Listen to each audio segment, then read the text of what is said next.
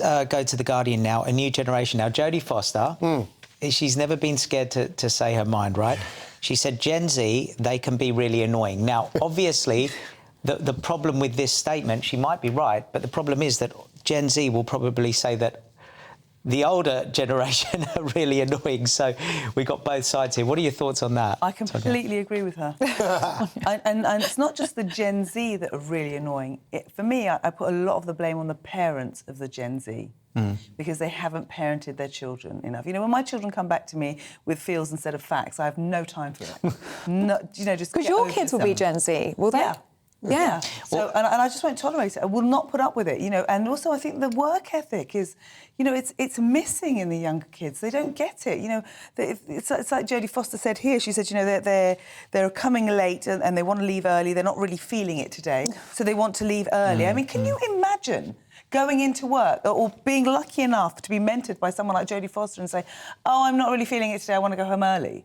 It's their whole attitude is wrong. It's wrong. I think you're jealous, Tanya. I think you're jealous because they're getting away with it. They're getting away with the things that we wanted to get away with. We want to go, oh, I'll leave that. I can't. I'm not feeling it today. But you're right. We got whooped. We got whooped back in the day. Boy, did we get whooped. For people that don't know, and again, I can only think of my dad watching this, what is Gen Z? Let's just make it clear for people that don't know. Can you just explain it? What's the age range for Gen Z? I think it's 97 onwards or something. Right. If you're born from 97 onwards. I think onwards. So Gen Z. So back in the day, right, I got the cane at school twice. I got the cane from the nuns. Did you? The ruler. Oh, God, I got a thing called a plimsoll pudding, which is where the teacher had a plimsoll. He was the deputy head, and he used to slap us with the plimsoll, right, really hard, right? So we got the plimsoll pudding.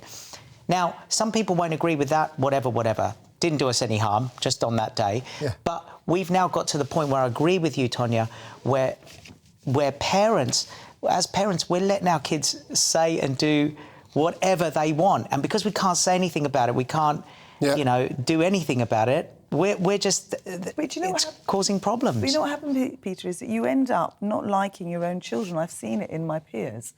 You know, they say, well, how have you managed it that your children are so polite? How has that happened? You think, well, how have you managed not to have polite children? You know, it is down to us. You know, you and I, with your children, with everybody's children, it's down to us. It is our responsibility. So when our kids get to adults, if they're not pleasant, if they're not polite, they're not nice, that's our fault. I take that as my responsibility. And I think a lot of parents don't. They say, oh, you know, recently I was at someone's house and their son is 15 and he didn't even look up. And his mum said, oh, he's shy.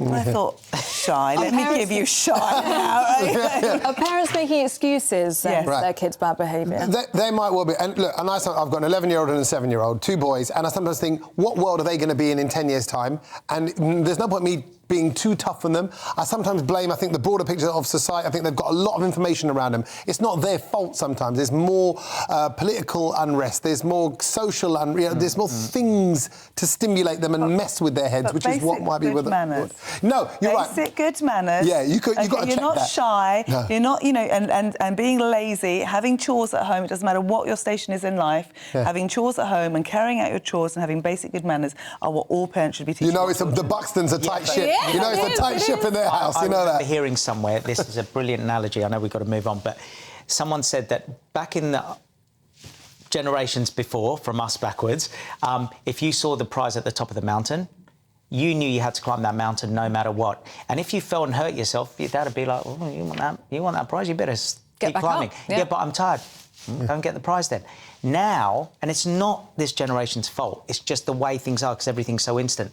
They see the prize at the top of the mountain, but they don't see the mountain. No. And this is the problem. It's just like, I want it now. Instant gratification. But it's not their fault because everything is instant. Yeah. You know? So it's a